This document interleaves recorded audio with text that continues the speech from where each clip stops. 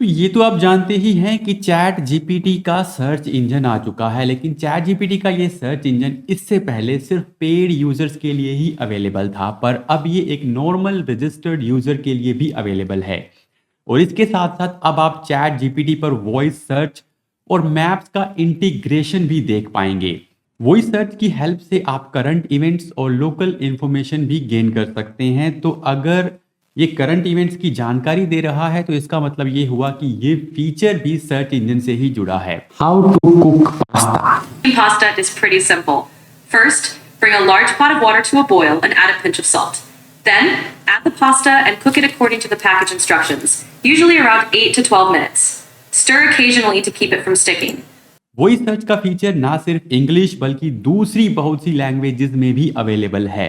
और जिस map feature की मैंने शुरू में बात की, वो फीचर चैट जीपीटी की मोबाइल ऐप में अवेलेबल है, जिसकी हेल्प से अब आप गूगल मैप की तरह से लोकल बिजनेसेस को चैट जीपीटी पर भी फाइंड कर सकते हैं, चैट जीपीटी की ऐप पर।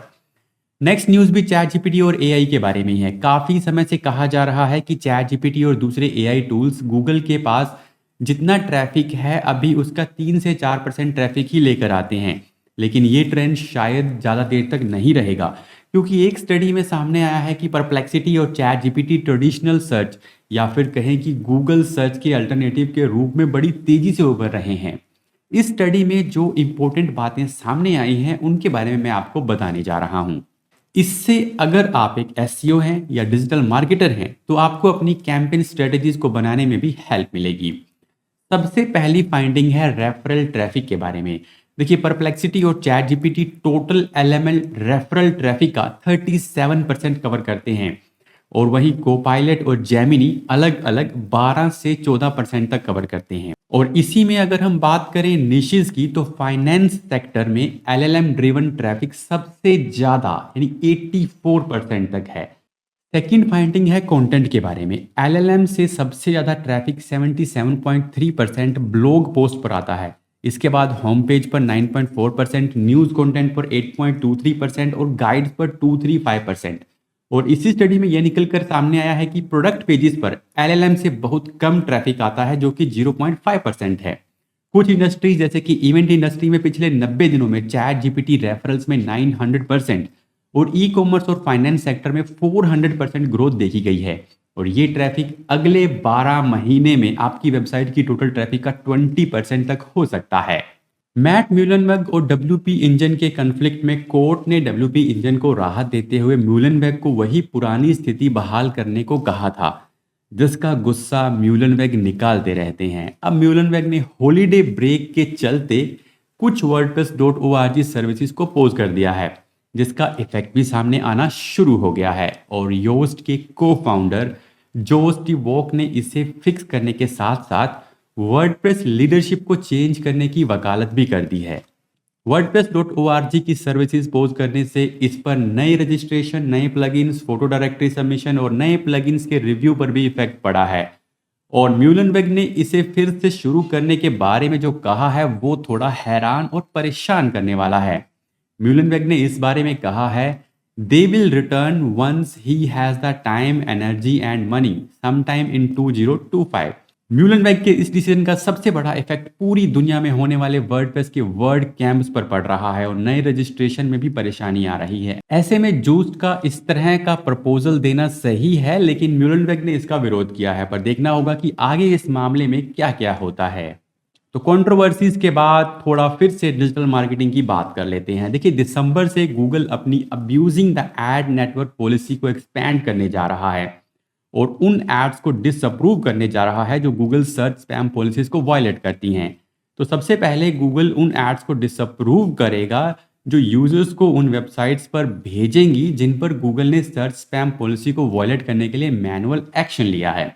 मैनुअल एक्शन की इंफॉर्मेशन वेबसाइट ओनर को गूगल सर्च कंसोल में मिलती है। अगर आपको नहीं पता कि ये इन्फॉर्मेशन कहाँ मिलेगी तो आप YouTube पर मैनुअल एक्शन रोबिन मेहता लिखकर वो वीडियो फाइंड कर सकते हैं। उसमें मैंने डिटेल में इसके बारे में बताया है।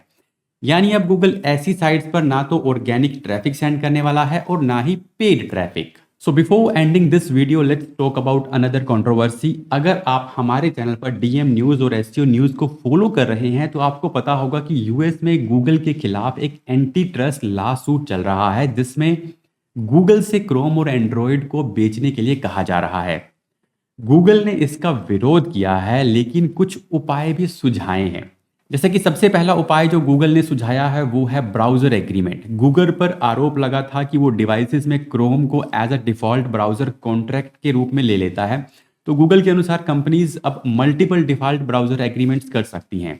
इस पर गूगल ने कहा है कि it would allow for multiple default agreements across different platforms, for example a different default search engine for iPhones and iPads and browsing modes plus the ability to change their default search provider at least every 12 month, यानी 12 महीने के बाद आप default provider बदल सकते हैं।